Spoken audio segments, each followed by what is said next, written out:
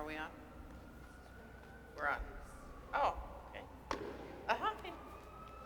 Good morning, everyone. It's again a great pleasure to be here on one of my favorite subjects. We talk about division of labor a lot, but also we need to start thinking in terms of division of power.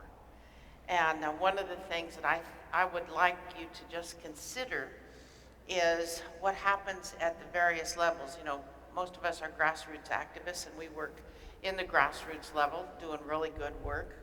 But then we have regulations that are passed at the state level and at the national level and at the international level.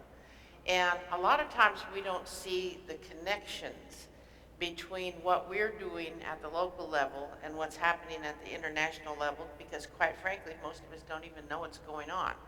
It's hard to find out what they're doing, particularly when a lot of the trade agreements are negotiated in secret. But once in a while we can send someone in and we get some information back. In the interest of full disclosure, what I'm going to be giving you are my opinions. It's very important that we recognize these are my opinions. I've been warned I've got to protect myself from legal obligations. But I do want to speak frankly. I just returned from a trip up north, and I'm in an organization called PNWAR, Pacific Northwest Economic Region. It's 5 states and 5 provinces, and we all get together and we talk about how do we influence at an international level some of the policies that are being discussed at with the trade agreements. And for our purposes, I think things that I think are really important for us to look at. The United States has engaged in some really substantial policy discussions at an international level. Most of us know about the Trans-Pacific Partnership, and then we also have been hearing about the Transatlantic Partnership, but most of us have not heard about the Regulatory Cooperation Council, or most of us have heard of country of origin labeling, but there's also another agreement called low-level presence. You'll hear LLP. So I'd like to give you just a brief discussion on what these substantial agreements are. These are agreements that the United States is entering into with Canada and with Mexico. And we have a federalist system in our country, and the states have reserved the right to do regulations. And a lot of times the federal government says, well, we're going to regulate that, but the states really don't have a whole lot of control in it. So the federal government in our country obligates our country to trade agreements, and without asking for the advice or consent of the states. So we are essentially made a party to a diminution of our federalist system. And I think that if we take a look at the Regulatory Cooperation Council as an example of what's happening, you'll hear a lot of times of harmonization. We want to harmonize our regulations so there's peace and tranquility on the North American continent.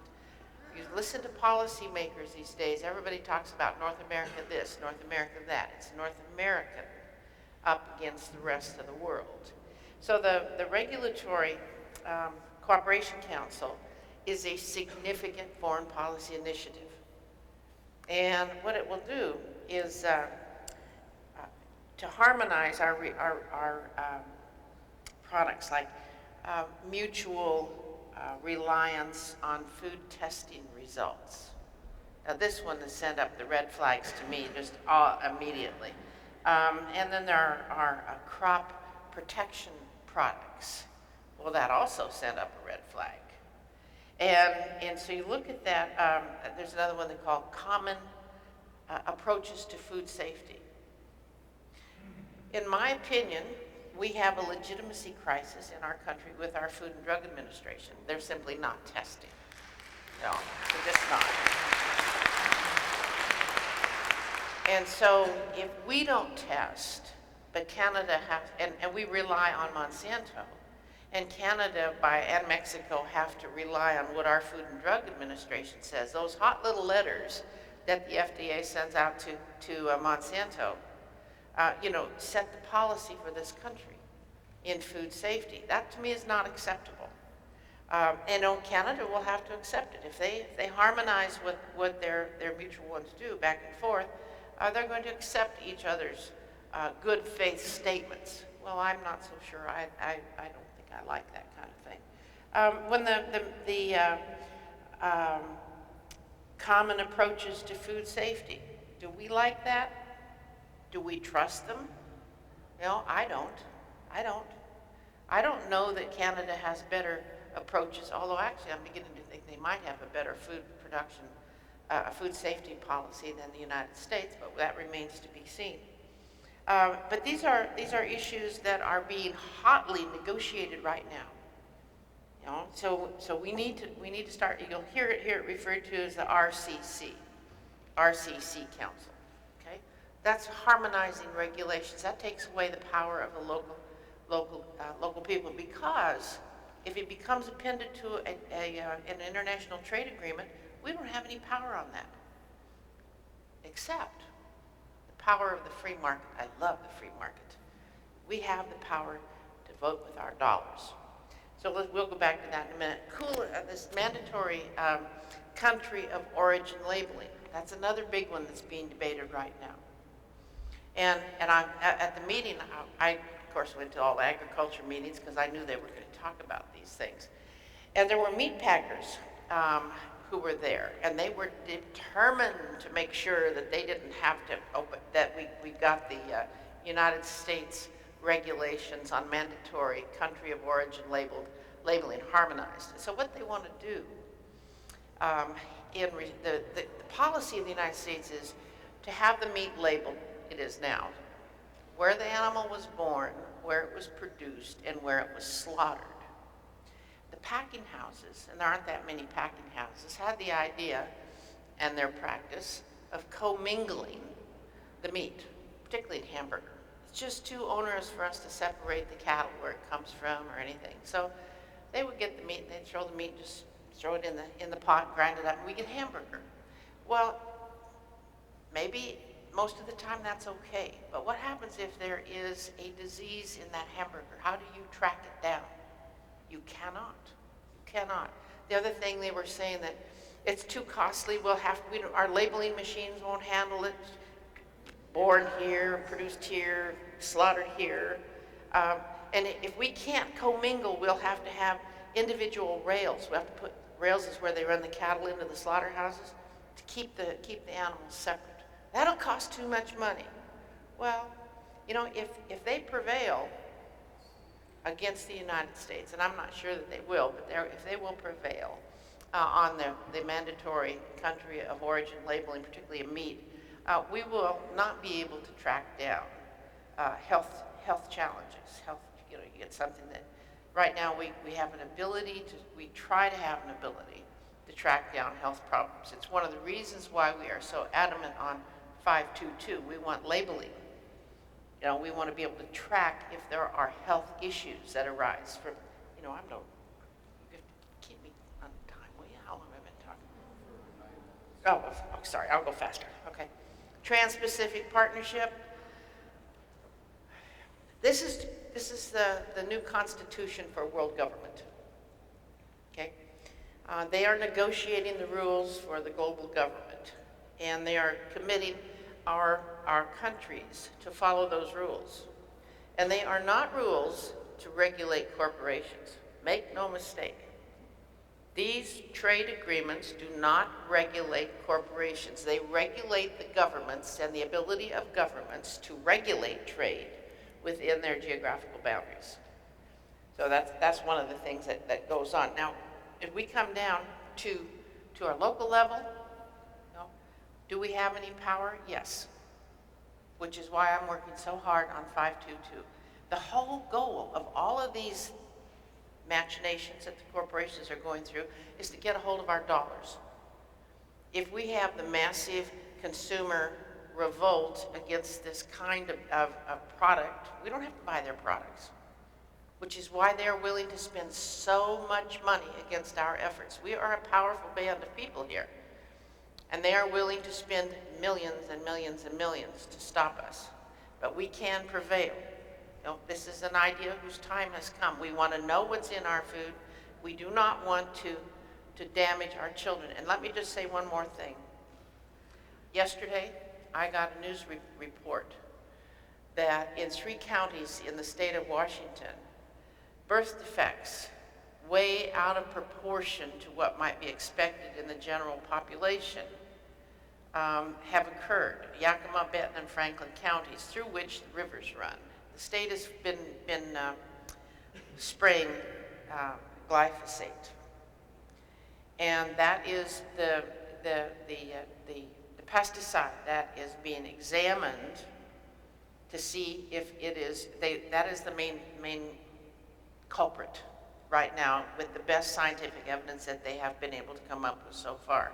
So when we say we must fight these corporate people, that we are a band of really dedicated activists, we must insist that these pesticides that the corporations are selling to the state and the state is using must stop. And we can do that. We can do that. But it takes a whole lot of people being active.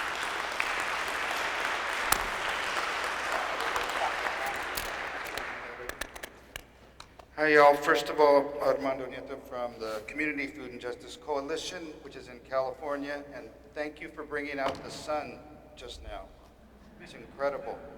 I'm going to cede much of my time because I want to leave time for questions. I got to talk a little bit yesterday up here, and the context. The senator talked about the global, the international, the global, and brought it down to the local.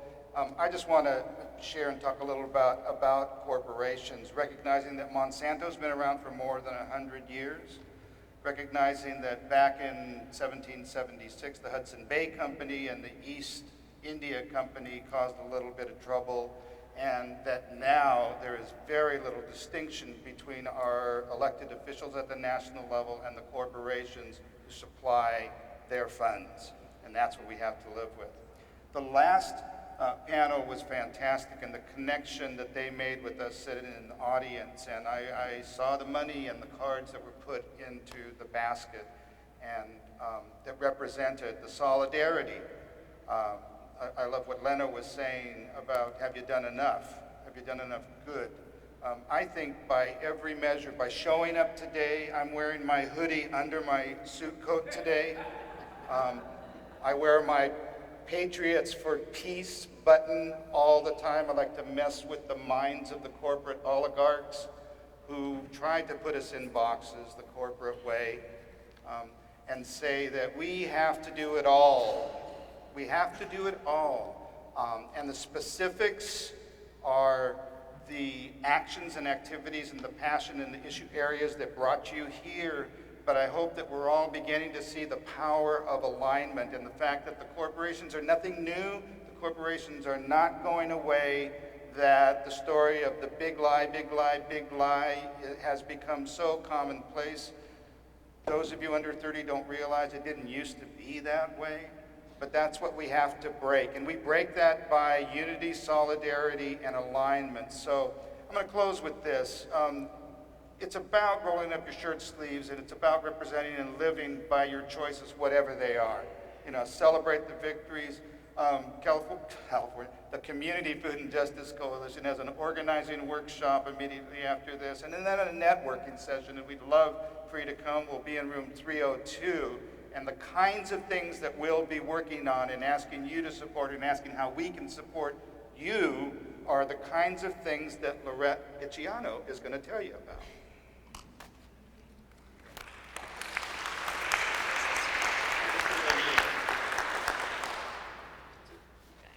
All right.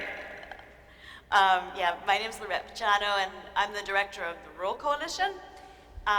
We've been working since, this is our 35th year of work, and some of our members have worked on all the farm bills since 1978. I've worked on all of them since 1981.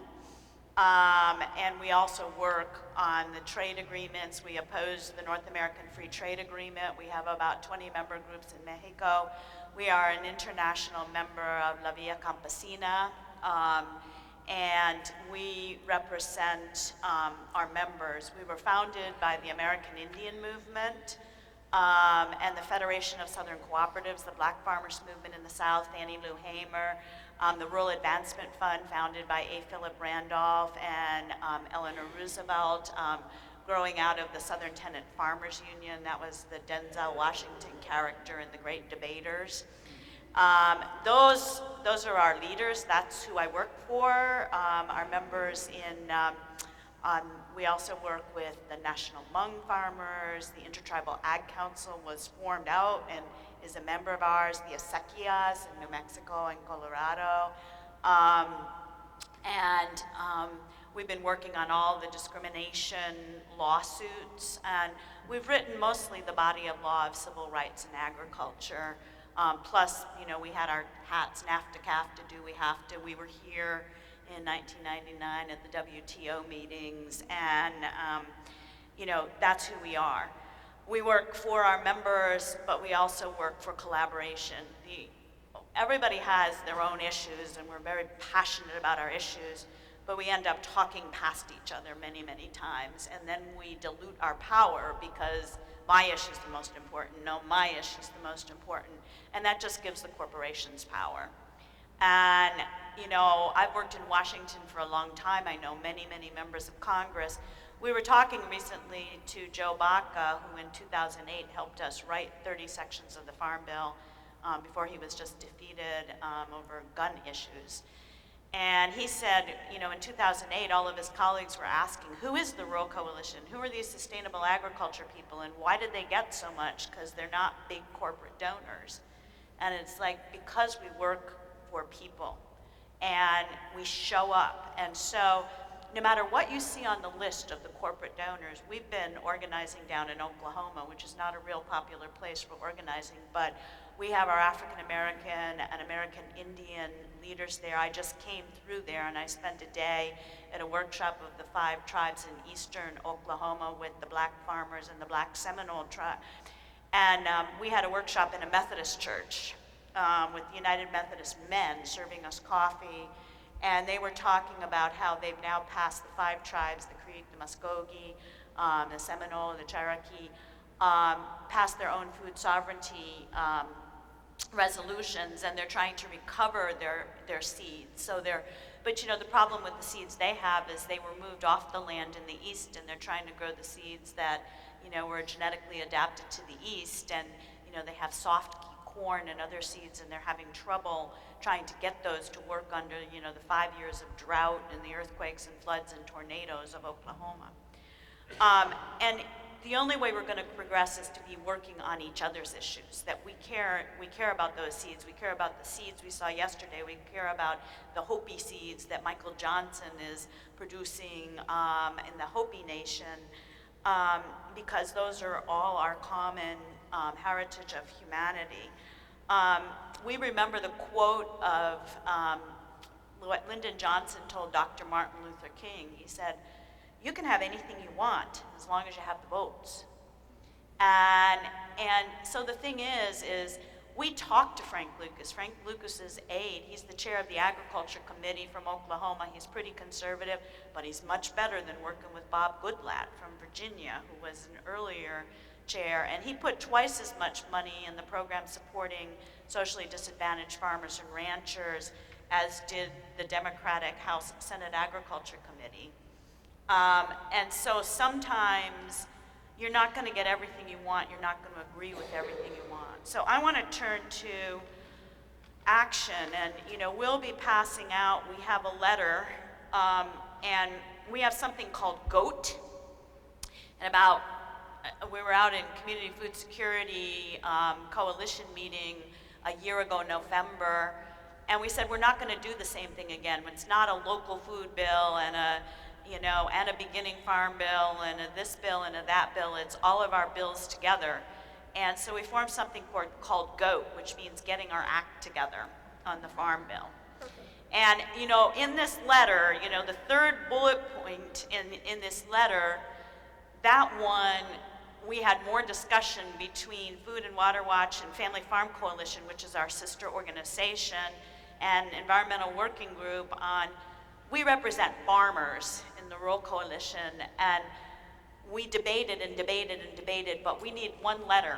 And we're trying to get up to 500 groups on this letter before Congress comes back. And if you have a group and you want to sign on, and we'll send it to you. We want your email address. We want you to stay connected on our listservs, because it's a lot of groups. There's probably 180 groups that are on the list, and we have weekly phone calls. We explored what is cloture, what is the House Rules Committee, how do we learn about how Congress works, and how do we write a letter that tries to incorporate all the issues. I want to just quickly mention that in terms of the Farm Bill, you know, there's the good stuff you got in. Jared Polis from Colorado got an amendment to allow and legalize research on industrial hemp. That's a very big issue for our farmers in Colorado and New Mexico, you know, a product of grain, you know, a fiber and seed product. Acequias, we got a piece of language that we worked on for probably almost 10 years that allows money to improve ditches under the EQIP conservation program to go directly to the acequia instead of all of the member farmers. But then, and we also got a receipt for service. Discrimination happens because farmers are told, oh, the applications aren't available until they get all the white farmers' applications in, and then they take them. So those are like many of the different issues. There's an issue that's very important to farm workers.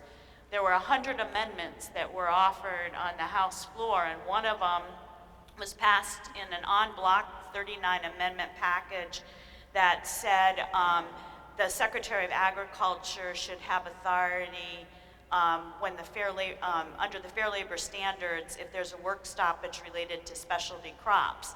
So that means if the farm workers or the food chain workers did a strike, the Secretary of Labor now has jurisdiction over that, and it allows you to undercut the Fair Labor Standards Act. Many, many, many things. I can't go into them all here. After we do this letter to get the Farm Bill back on track, we're going to do a conference letter, and we're going to say, this is in the House bill, this is in the Senate bill. You should keep this, you should get rid of this.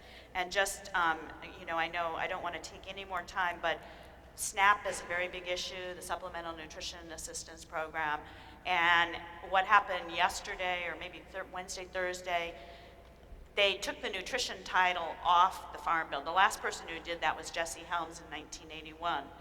And in the House, the Senate has a nutrition title, and they could forget about the House title, but their little working committee said $20 billion in cuts is not enough, there should be $40 billion. That's a bargaining position because they want to get to $20 billion. The Senate has $4 billion in cuts. It's a big national issue, but all of these issues are important, and they're complicated, but we have to get involved. And the biggest thing we recommend to everybody is build a relationship with your member of Congress, whether you agree with them or don't agree with them. Find out who their agriculture person is, find out who their trade person is, go and talk to them every day. They count how many calls and letters come in, and go and vote. Because that's how we're going to make changes. You know, remember, we didn't get voting rights on their own. You can write testimony, watch those committee hearings, watch what they're doing, pay attention. As our friend from El Salvador says, it's up to you to govern your government. So I want to end there.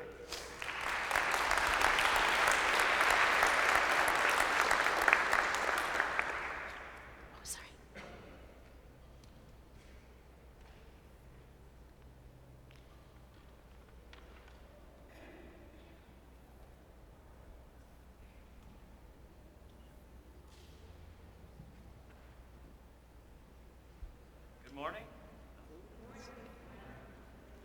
All right, thanks y'all for being with us. I want to thank Karen and the conference for having us as well. Again, I'm George. I am a lawyer. Don't hold it against me. I'm an activist too. Wear my badge proudly. I work for the Center for Food Safety. Raise your hand if you don't know who we are. Okay, excellent. So just for those that don't, very briefly, we're a nationwide nonprofit. I like to call us a sustainable agriculture organization. We promote sustainable forms of agriculture and we fight harmful forms of food production. We also work on public right-to-know issues a lot. So I think a lot's been said with regards to how all these issues are interconnected, and our docket kind of shows that because we work on, most people know us about our work on genetically engineered food and crops, but we also work on protecting organic, fighting pollution from factory farms, protecting pollinators like bees, seed protection. Obviously, we do a lot of work on seed protection, among other things. So Karen asked us to speak about how we can best effectuate change with regards to corporate actors. And we've heard a lot about shareholders and working on the international level and working in Congress. At Center for Food Safety, we believe you need all the tools in the toolkit. Everybody doing what they can do. So we work a lot on market campaigns, a lot on outreach and policy work on the Hill, both at federal and at the state level, legislative work, shareholder work, grassroots work, scientific expertise and promoting better science, creating it, and legal litigation. So that's what I'm going to talk about today because that's mostly what I do. And I also think on a personal level that to some extent, we have a lot of negative experiences or we're always playing defense, it seems to me, legislatively. We have two bodies of government, at least federally, that I think are quite beholden to corporate interests. In the judiciary, at least in federal court, I always feel like we have a fighting chance, and maybe that's just because I'm a hammer, and when you're a hammer, everything looks like a nail. So, so in any event, I want to talk about how, mostly about how litigation gives us a chance to effectuate paradigm shift and social change.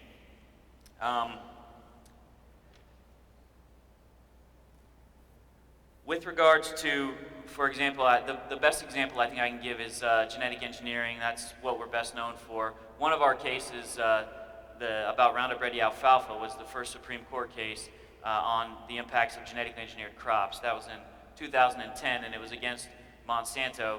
That was my case, and I'm glad it's over now. It took several years off my life, so don't want to have that experience again, not in front of this Supreme Court anyway.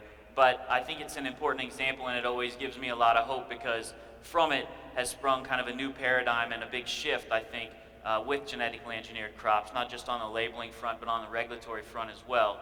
That case forced our government to face up to a lot of the impacts of these unsustainable crop systems for the first time and actually acknowledge their impacts on small farmers, on organic farmers, conventional farmers, and on the public. And as a consequence of that, most of you are probably aware, last spring, Monsanto went to Congress and had a rider passed called the Monsanto Protection Act. Now, when a lot of people know about the so-called Monsanto Protection Act, but what they don't realize is that it didn't come out of the blue. They went to this extraordinary effort to try to get a rider passed in a continuing budget resolution, under the table with no transparency last spring, because over the last 6 years we've been making a lot of progress in court, winning cases against USDA, against federal agencies, with Monsanto defending the agency's actions. So the good news is that rider's only 6 months long, and we're pretty confident we're going to be able to get it out in September when we need a new budget. And it doesn't defend Monsanto from litigation, contrary to its popular name. But I think mostly, in some ways, it's a bit of a compliment. It shows that we have got them scared. They have to go to this extraordinary effort, really, to get a rider passed in the legislature, because in the judiciary we've been able to make a lot of progress on this issue. The other example I'll briefly give, because we want to have enough time for discussion, is the labeling of genetically engineered bovine growth hormone. How many of you know about RBGH? Okay, great, everybody. So everything now is RBGH free, right? I mean, you see it everywhere. It's a major victory. I think for 522 and just in general for social movement, it's a great way to look at the way the tools combine. The person I think is a hero about RBGH that I think is most singularly responsible for its labeling is a guy named Rick North. down in Portland where I am, who used to work for the Oregon Physicians for Social Responsibility. But anyway, for a long time, he spearheaded a market campaign about this, to have voluntary market labeling. And when that started to pick up, Monsanto started to fight it state by state and at a federal level. So we had to fight them both in Congress and in various state agencies and state houses. Finally, they litigated the case. This was back in 2009, 2010. And we went to court and defended the right of companies to label things RBGH free. After we won that case and the 8th Circuit Court of Appeals affirmed it, they sold RBGH to Eli Lilly. Monsanto did, essentially throwing up their hands and saying, we're done. So that's why cheese and milk almost universally now is labeled RBGH free. And you can see how those tools combine there, and you can make a big difference. Now 522 obviously is one of the major battlegrounds here, and in that regard, we're working very closely with Senator Chase and others on it, and that's certainly one activity I would encourage you to become involved with locally. We co-authored that bill. I think it's a great labeling bill, and obviously Washington's going to lead the country in that regard, I'm confident.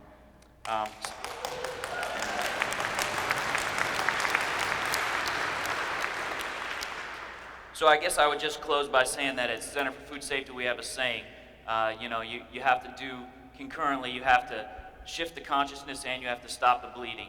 A lot of my work in court is stop the bleeding type work. We're going to sue agencies or corporations to stop the killing of bees, to stop the polluting of groundwater out here in the Yakima Valley, to force the Food and Drug Administration to enforce their own regulations, to improve oversight of GE crops. But you also have to have paradigm shift, and the litigation is a tool towards doing that as well, because you shift minds and the way the government thinks and force them to think about it in a new way. Thank you.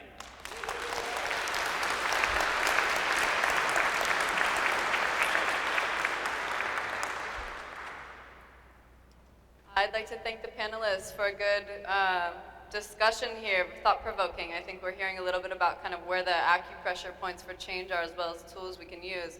And one thing we really wanted to do is open this up to the audience and hear from you kind of other stories, kind of what your activism looks like, as well open up for questions. So I see there's a line up here, so we'll do both at the same time, but please feel free to stand up as well and share your perspective. That's what we want to hear as well. Thanks. Thank you, that was terrific. My burning issue here is neonicotinoids as a beekeeper and someone concerned about pollinators and birds and so forth. And my question is, and this is kind of it's a tactical question. In the last month, I've signed petitions, sent a letter to the president, sent a note to the director of EPA, talked to people at my local hardware store. Where do you think is the best way to get a handle on neonicotinoids? Is it the executive branch? Is it congressional legislation? Is it going through the state? Is it going through the feds? I mean, it seems like all these things are in play right now. And I'm wondering, where is the most effective way to get a ban or a suspension on neonics now? Thanks, great question. I was really hoping to be here for yesterday, but unfortunately I had to work. I was in the office down in Portland, mostly because we got hit with about 6 motions to intervene in our litigation on the neonic case that we filed back in March against the Environmental Protection Agency. So Bayer, Syngenta, CropLife, this really Orwellian group called RISE, Responsible Industry for Sustainable for a Sustainable Environment. It's a pesticide front group, right? Terrible name. I couldn't believe it. I was like, really? That's really your name? So anyway, long story short, we've got a case on this. We represent about 5 beekeepers as well as a number of environmental groups. It's going to be a massive battle royal over the next 2 years. We also have a major campaign along with a number of other groups, Friends of the Earth, and some others, Food and Water Watch, on a market basis. So we're kind of taking a two-pronged approach. I do think our case is a fundamental one, not just for bees, but other pollinators, as well as how our pesticide law is going to hopefully work a lot better should we prevail in that case. But again, it's as yesterday indicated, they're not going to go quietly. So that's what's going on my front on that. Yeah, and I think beyond that, there's like one small protect bees piece that's in the Farm Bill that Marcy Kaptur offered. There's a Blumenauer or somebody else bill happening right now, and some of it's related to research. But I think it's Yeah, it's also really important for the beekeepers to be networking with each other. We have one of our members who's an agronomist from Guatemala who's been doing research on using red cedar to be protecting the bees, and he's doing comparative studies and making some progress also on what are some immediate mitigating things that you can do. So I think, we almost need to kind of form a network or caucus to be following all these pieces together.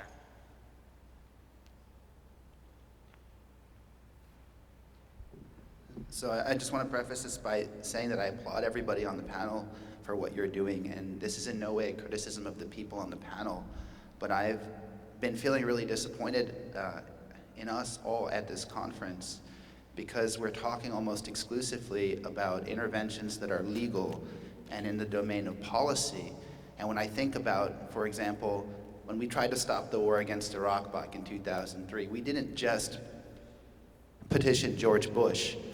In Seattle and in this area, people went down to the ports, and in Oakland, where I'm from, we went down to the ports. We actually physically tried to stop the war material from being shipped. It was a battle. And I feel like if the only terrain that we're gonna engage in, given everything that we've been hearing about how devastating this is for us and our planet, if the only terrain that we engage in is petitions and lobbying and letters, we've already lost. So my question is for all of us, where is our Keystone XL pipeline blockade? Where are our rainforest action networks? Where is our support for our Mary Masons and people who are sacrificing years of their lives, their freedom for our planet? These are questions that I think we need to be asking ourselves, because I think that the scope of the problem calls for direct action, and we don't need to wait. We don't need to wait for someone in government to move, because we have every day of our lives to go and intervene in this at the level of direct action in the streets. Thanks for your question.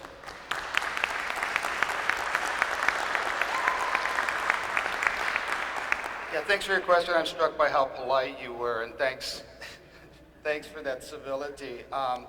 I tongue-in-cheek talked about the hoodie and about the pin. I think, buying things that are a revolutionary step. I think by every action that we take, I think certainly things that we can talk about publicly and actions that we need to strategize more in private. That's why the sum of my comments were, let's do it in a breakout group in room 302 after this, and let's talk about it.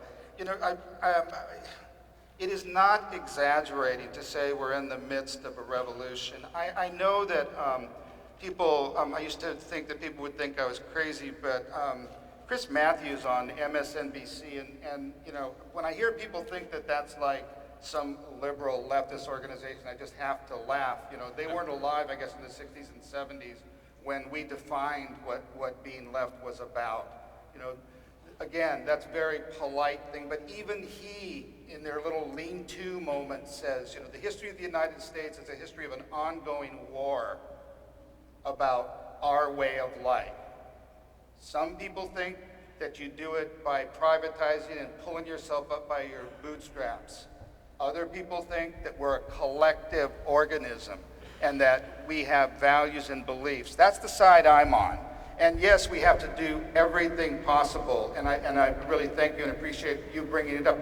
Recognize, look out here, raise your hand if you're a person of color.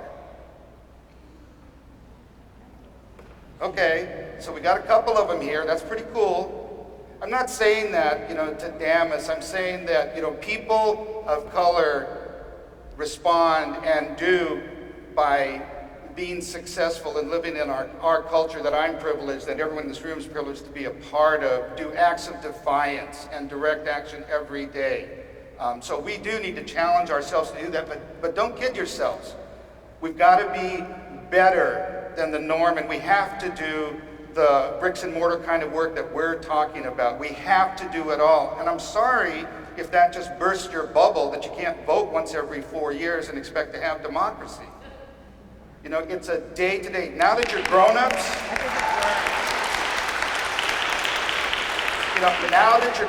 democracy is a participatory sport.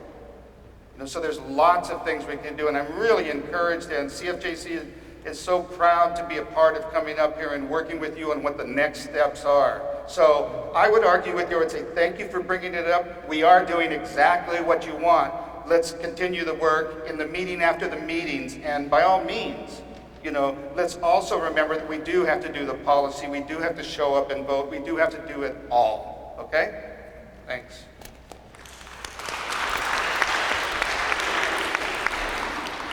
I applaud the previous question. I wanted to ask, though, whether the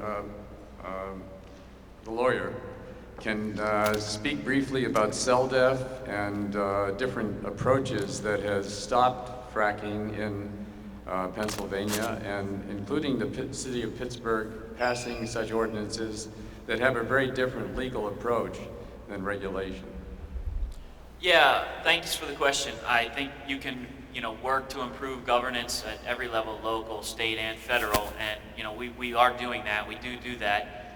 You can find out more on our website, centerforfoodsafety.org, in the interest of time, but we have model bills, basically, for example, not just for labeling, but also ban bills, prohibition bills for farming of genetically engineered crops or factory farming at a county level as well as at a state level. So, you can get involved ballot initiative-wise or legislative-wise. I am not directly involved in the solid model that you mentioned, but I am aware of it and applaud it. Can I just quickly add, one of the things we've been trying to do working with farmers is sometimes when you're in a rural community, the climate is very different when you're talking about the economics and economies that collapse. I come from upstate New York, right over the border from Dimmock, Pennsylvania. And the other thing to be talking about is where are your mineral rights and your property rights, and how do you preserve those, and how come some insurance companies don't want to insure you anymore if you have fracking on your land. So also widen and use every possible argument that you can. So back to every argument that you have. I love Armando, and I think his litany of all the types of actions that we can do is great. But I'd like to direct this to Loretta and say that one of the techniques that Vital Systems uses is we have 2 ads a year, and we call them Eaters Unite. And we basically host them in what's called the Green Money Journal. And the Green Money Journal is the journal of the U.S. Social Investment Forum, an institution of socially responsible trade fund managers that have 58,000 subscriber base. And so one of the activities that we did that I commend to Loretta's and your all attention is if you, for instance, have some challenges with the conservation or the SNAP program of the Farm Bill, for instance, you can basically offer up that ad to Green Money Journal, where it would hit some of the most progressive, influential financial people in the nation. And I suggest this as a strategy because what we did was we worked with Kari Hammerschlag of EWG, and she basically designed a website so that when you clicked on the link in the ad, it told you exactly where the bill was, exactly what was happening, and exactly what you could do by zip code. So I commend that there are many, many more strategies, and I suggest you remember to use your money. Thank you. I just want to... We just have about 3 minutes left, and this is a really good discussion. I suggest we continue it in breakout groups, but let's just be mindful of the time as we take maybe 1 or 2 more questions. This is a question for Lorette. I was wondering if your organization is doing anything to fight the King Amendment, which was passed in the House version of the Farm Bill, which would nullify all state laws regarding animal welfare, as well as many environmental protections of CAFOs. Yeah, and we can talk about that more also in this session. There's a Humane Society letter up here. Basically, it's an amendment that says it's a violation of the Interstate Commerce Clause for California to have regulations and not allow the importation of eggs from Iowa that, were not raised in cage-free situations, but it also has implications for your GMO law. That's mentioned in this letter, in our overall letter. Sign on to the letter. Give us your email addresses because we're going to be covering all those issues in conference. @RuralCo is our Twitter handle. CFJC has it. So get in the network, and we're going to be following all those issues. Great, thank you. Yeah, and people who give us your, if you are an community-based organization, you can participate on our Getting Our Act Together weekly calls. Rural Coalition has a Facebook page, Community Food Justice Coalition does. And so stay in the network, and we're following all of those. That's the only way we're going to do it, is following them all together. Hi, my name is Kathleen Halal, and I'm one of the Moms Across America. And our big concern is that mothers buy 85% of the groceries statistically. And we started Moms Across America after Prop 37 didn't pass in California, and we were so upset about it. And the reason I believe that it didn't quite make it was because people didn't understand what they were voting on.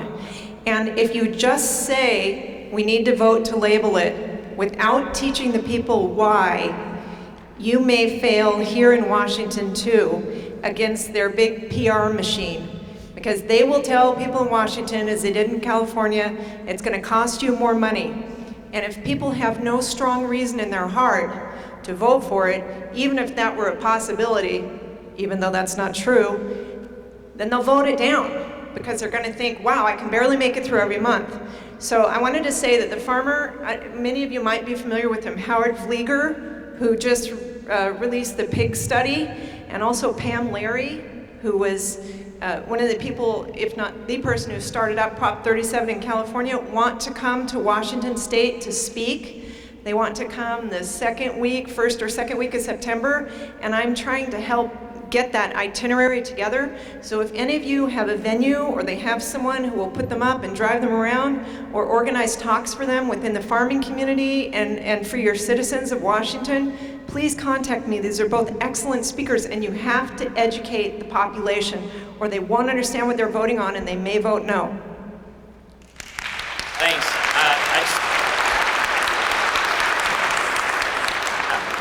Just a brief response, having worked on both of Prop 37, now 522. I agree, we got to educate. I would say that is number one. I would disagree about whether we lost or not on Prop 37. I think it was a massive victory, actually, to lose 51-49 based on the financial disparity between the parties. And I also think not having, our organization has worked on genetically engineered labeling for about 25 years, me personally for about 10 years, for about a decade. We're not losing, we're winning. And it is significant to see the change in the last several years and what's happening in the organic kind of grassroots development and support, like your organization, that are relatively new to the issue. And that's the way social change works, right? I mean, that's what Mother Jones said. Struggle and fail, struggle and fail, struggle and fail, struggle and succeed. So I don't think Prop 37 was a loss at all.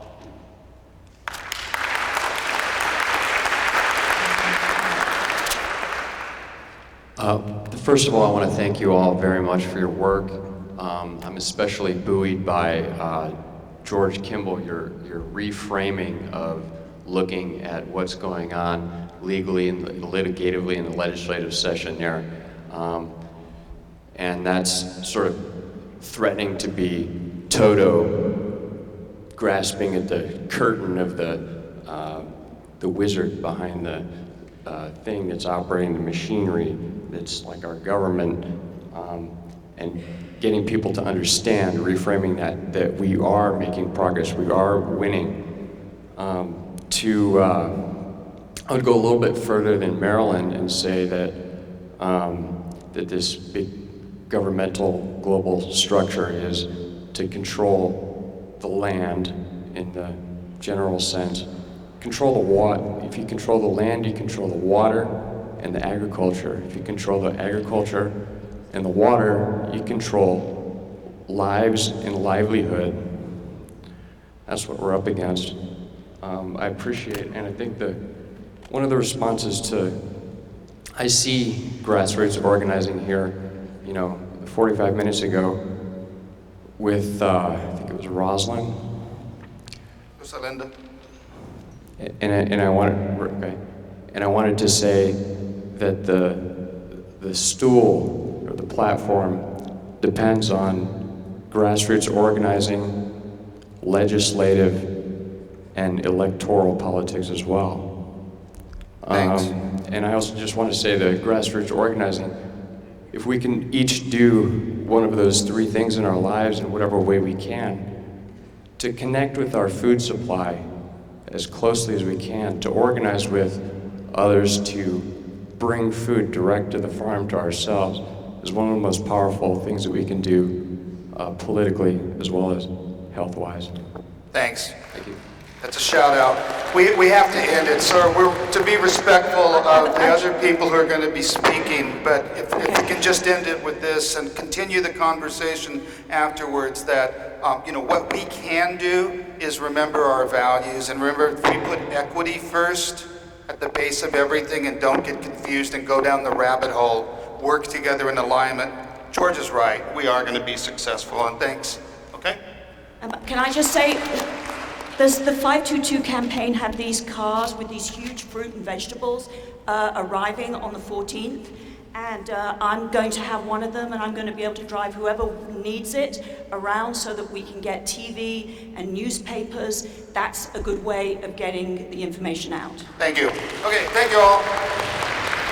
I want to remember you that we will have this afternoon an open